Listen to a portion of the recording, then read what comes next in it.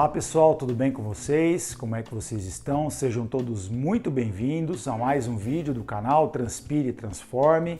Meu nome é Fábio Cardoso de Carvalho, eu sou cardiologista clínico e intervencionista há mais de 20 anos. Sou um obeso em recuperação que fui resgatado pelo esporte. Eu cheguei a pesar 145 quilos, passei por cirurgia bariátrica e fui mantendo o meu peso, ajudando o meu processo de perda de peso, o esporte, até que eu cheguei a completar o Ironman Brasil. E eu utilizo aqui o YouTube para divulgar informação sobre cardiologia, esporte, motivação, e nós vamos criando esse ambiente interativo aqui. Nesse vídeo de hoje nós vamos falar especificamente sobre os perigos da síndrome metabólica. Então vamos abordar as definições, prevalência, os mecanismos da doença e as formas de tratamento. Se você acredita que esse conteúdo é relevante para você, para algum amigo, alguém da sua família, peço gentilmente que você o compartilhe, deixe o seu like, se inscreva no canal, ative as notificações e deixa para mim nos comentários qual é a sua dúvida, a sua opinião, para que a gente possa trocar ideias e aprender juntos sobre o tema, ok? Muito importante. Então vamos falar um pouquinho da definição de síndrome metabólica. E aí já começam algumas pequenas diferenças de acordo com os critérios mais rígidos e mais específicos determinados por algumas sociedades médicas locais de cada país ou de cada região e entidades internacionais como a Organização Mundial de Saúde e a Federação Internacional de Diabetes. Nós vamos utilizar os critérios mais específicos da Federação Internacional de Diabetes, que ela diz o seguinte: é definida a síndrome metabólica como a presença de pelo menos 3 entre 5 fatores. E os 5 fatores listados são a obesidade abdominal, também conhecida como obesidade central, e o parâmetro utilizado é a circunferência abdominal. Nos cidadãos europeus ela tem que ser maior ou igual a 94 para os homens ou maior ou igual a 80 para as mulheres. E nos cidadãos sul-americanos, maior ou igual a 90 para homens e maior ou igual a 80 para mulheres. Níveis de triglicerídeo, maior ou igual a 150. Dosagem de HDL, que é aquele colesterol bom, né? Quando ele está muito baixo, menor do que 40 para mulheres ou menor do que 50 para homens, ele também é um critério. Outro critério seria a pressão arterial. Se a pressão arterial sistólica for maior ou igual a 130 milímetros de mercúrio e a pressão arterial diastólica for maior ou igual a 85 milímetros de mercúrio. E a glicemia de jejum ela tem que ser maior ou igual a 100 miligramas por decilitro, ok? Então nós temos os 5 fatores: circunferência abdominal, dosagem de triglicéridos, dosagem de HDL, pressão arterial e a dosagem da glicemia de jejum. Tendo 3 desses 5 fatores, nós temos então o diagnóstico de síndrome metabólica. E qual é a prevalência da síndrome metabólica na população?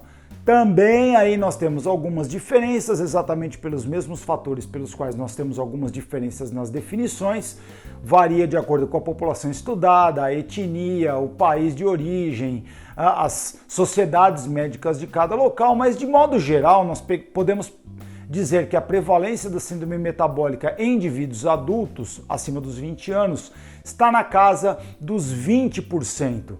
Não é? Ela tende a aumentar de acordo com a idade, então quanto mais a população vai envelhecendo, vai ficando mais velha, maior é a prevalência da síndrome metabólica, podendo chegar até próximo de 40% nas populações mais idosas.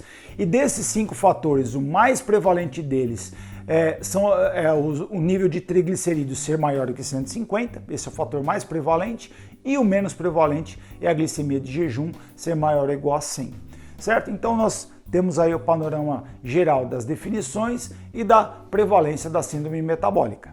E quais são os objetivos de nós falarmos sobre síndrome metabólica? Porque num primeiro momento pode causar uma certa estranheza. Porque parece que nós estamos definindo uma nova doença a partir de outras doenças já conhecidas. Então, se você reparar bem nesses fatores que eu falei, nós pegamos características que já definem como diagnóstico a obesidade, dislipidemia hipertensão arterial e pelo menos uma intolerância à glicose, né? Quase que um pré-diabetes ou indivíduos já diabéticos. Então nós estamos agrupando, parece que formando uma nova doença a partir de outras 4 doenças pré-existentes, né? Na verdade, o que os estudos eles têm mostrado para nós é que os indivíduos portadores desta chamada síndrome metabólica são indivíduos de altíssimo risco cardiovascular. Então nós sabemos que a síndrome metabólica ela aumenta em pelo menos 2 vezes o risco de doenças cardiovasculares e de morte por doenças cardiovasculares e aumenta em pelo menos 1,5 vezes a mortalidade por todas as causas.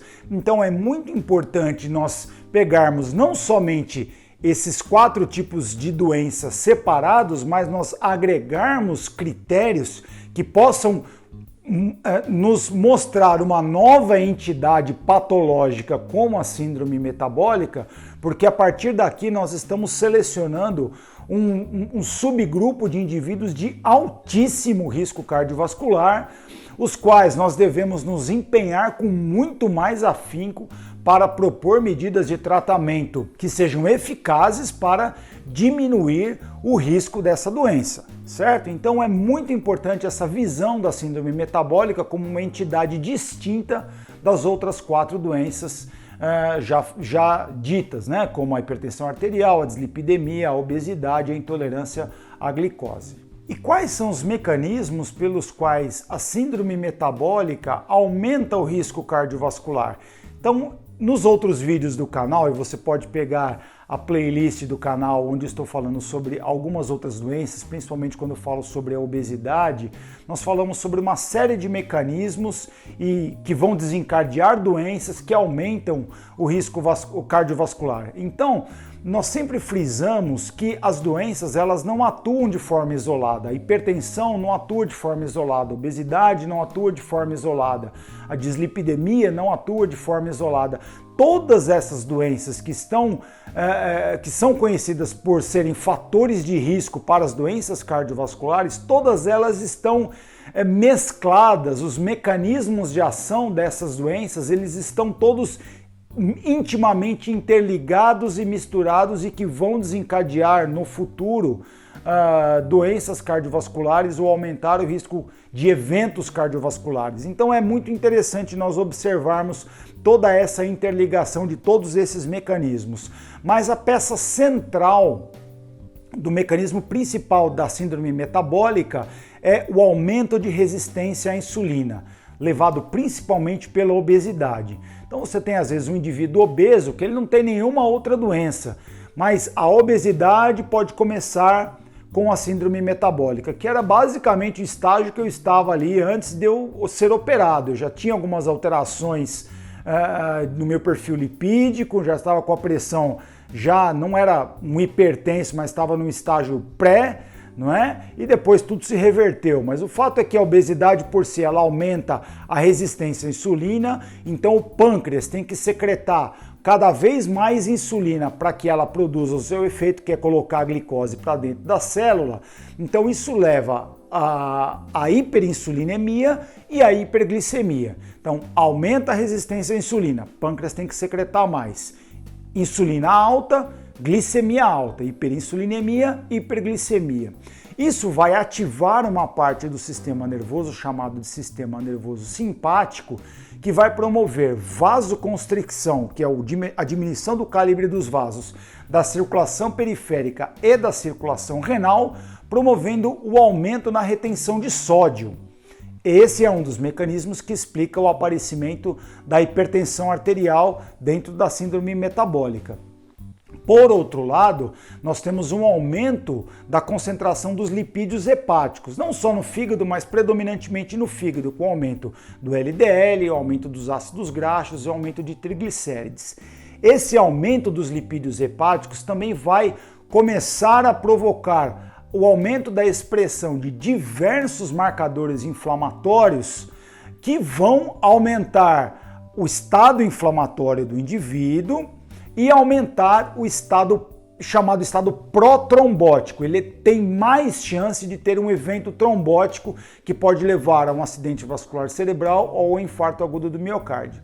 Então, lembra quando eu falei lá no outro vídeo sobre obesidade, você pode dar uma checada depois, que eu falo que o indivíduo obeso é um indivíduo inflamado. A inflamação sistêmica, a inflamação do corpo, ela tem um papel central no desencadeamento de eventos, não só no aparecimento das doenças, mas no aparecimento dos eventos cardiovasculares que são potencialmente fatais, não é? Então aí nós temos o estado protrombótico e o estado inflamatório que caracterizam assim a síndrome metabólica, que tudo começa lá no aumento da resistência à insulina. Paralelamente a isso, lembra que eu falei que os mecanismos estão todos interligados? Então, paralelamente a isso, que tem outras coisas acontecendo, a obesidade por si também aumenta a expressão de outros mediadores inflamatórios, não só aqueles produzidos localmente no fígado, mas também aumenta a expressão de fatores como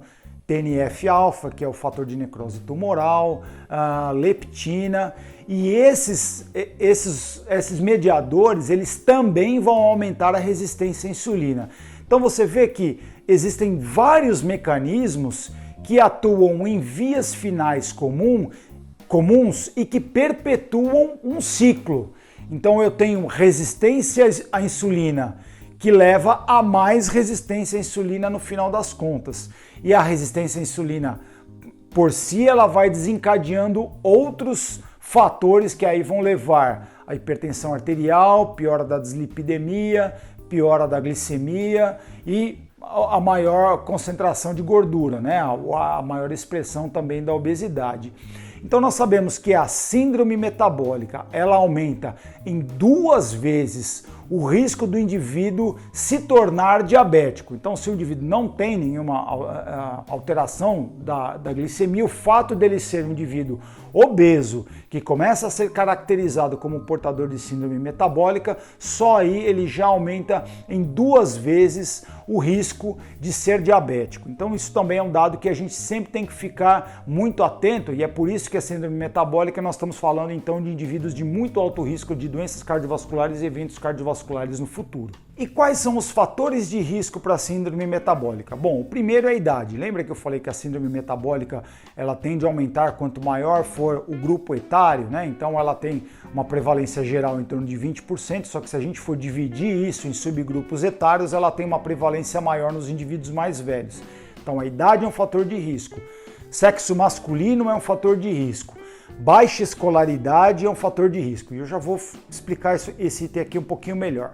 O sedentarismo também é um fator de risco e também fatores genéticos, né? Então, às vezes a pessoa ela vem de uma família de pessoas que têm pressão alta ou de uma família de pessoas que têm já problemas de diabetes. Então, essas pessoas com fatores genéticos já conhecidos também estão dentro de um subgrupo com maior chance de desenvolver síndrome metabólica. A baixa escolaridade, ela está relacionada principalmente aos erros alimentares.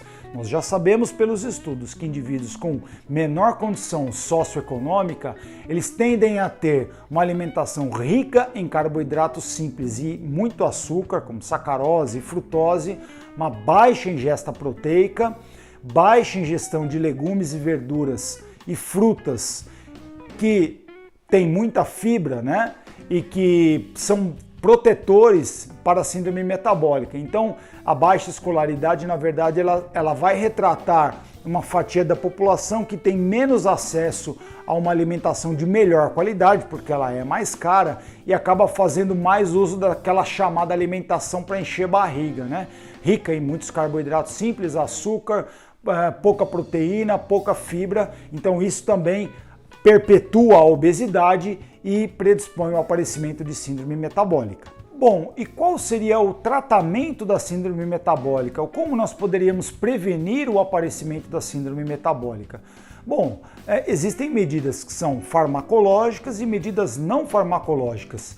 Todas as diretrizes médicas sobre o tratamento da síndrome metabólica vão focar nas medidas não farmacológicas e são elas as mais importantes para a prevenção e para o tratamento. Então, para a obesidade, seria a diminuição do peso corporal de 5 a 10% por ano e a manutenção do peso. Então, às vezes você pode ter também um aparecimento de síndrome metabólica em indivíduo com peso normal. Então, esse indivíduo tem que manter o peso, essa é uma preocupação.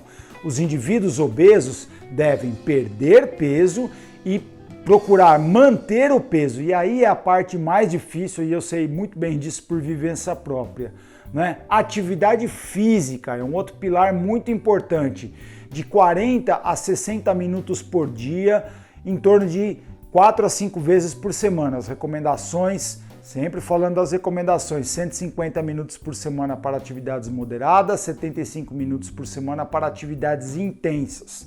Outro ponto, diminuição de gordura saturada, principalmente de gordura animal, diminuição da ingesta de gordura trans, principalmente nos congelados e nos ultraprocessados, aumento da ingestão de fibras através do aumento da ingestão de frutas, legumes e verduras e diminuição da ingestão de sal, principalmente nos hipertensos, mas essa é uma recomendação que nós também abrangemos a toda a população, né? O brasileiro, culturalmente, costuma comer as coisas com uma quantidade maior de sal se comparado ao restante da população no mundo todo. Então é uma orientação importante mesmo para as pessoas que não têm problemas com pressão, né, com a pressão alta, diminuírem a ingestão de sal.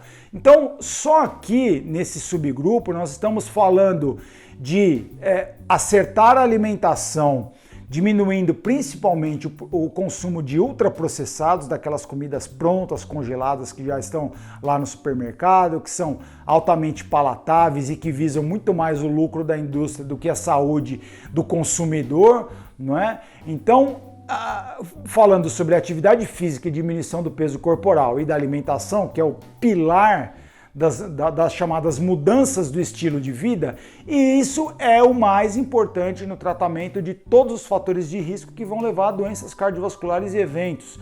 Eu vou ser insistente, incisivo nisso e até repetitivo nos vídeos, porque essa é uma parte que ela é de responsabilidade do paciente. A única obrigação que nós médicos temos é de conscientizar as pessoas de que o papel mais importante no cuidado das doenças ele é do paciente. Então nosso objetivo é informar, e nós estamos aqui para isso, educar, mostrar as opções, mas ao paciente dentro de casa, no seu dia a dia, consistentemente, né, todo dia, persistentemente, mudando o seu estilo de vida com disciplina, é que vai promover as mudanças substanciais na sua doença no longo prazo. Então, matamos a questão quando falamos sobre corrigir a alimentação, diminuir o peso e sair do sedentarismo. Aqui nós já temos o pilar para o tratamento da maior parte das doenças. Cuidado especial no tratamento e na prevenção da síndrome metabólica para os indivíduos já portadores de intolerância à glicose ou já diabéticos, mesmo que eles não tenham síndrome metabólica. Então nós temos que ter muito cuidado se a pessoa já tem o diagnóstico de diabetes, que isso aumenta potencialmente, exponencialmente o risco de doença cardiovascular e de evento cardiovascular no futuro. Então nós falamos das medidas não farmacológicas e as medidas farmacológicas. Bom, depois eu vou falar especificamente sobre cada um desses itens em vídeos subsequentes, mas o tratamento farmacológico ele diz respeito às doenças específicas. Lembra que eu falei que lá no começo que a definição parecia um agrupamento de 4 doenças já conhecidas? Então, por critérios específicos, se a gente tratar essas doenças farmacologicamente com medicação, a gente também vai estar atuando sobre o espectro todo da síndrome metabólica, tratando farmacologicamente a pressão arterial, a dislipidemia, se houver necessidade de medicação, tratando a obesidade, se houver necessidade de terapia farmacológica adjunta, e tratando também o diabetes, se houver necessidade. Né? E depois outros fatores de risco que estão envolvidos, que também são deletérios, como principalmente o tabagismo, não é? É um fator de risco que nós também vamos falar em outro vídeo. Eu agradeço muito a sua companhia comigo até aqui. Semana que vem nós temos um outro vídeo falando sobre um outro assunto diferente ligado à cardiologia, esporte, enfim, a todo esse universo. Siga-nos também nas nossas redes sociais, nós temos a página do Facebook, Transpire e Transforme, perfil no Instagram, Transpire e Transforme. Todo dia tem conteúdo novo por lá, eu posto comentários sobre artigos científicos, posto no Instagram as pílulas preventivas, que é uma dose diária ou pelo menos a cada 2 dias de motivação extra para o seu dia a dia, para você persistir firme na caminhada. E semana que vem eu estou de volta com mais um vídeo. Até lá!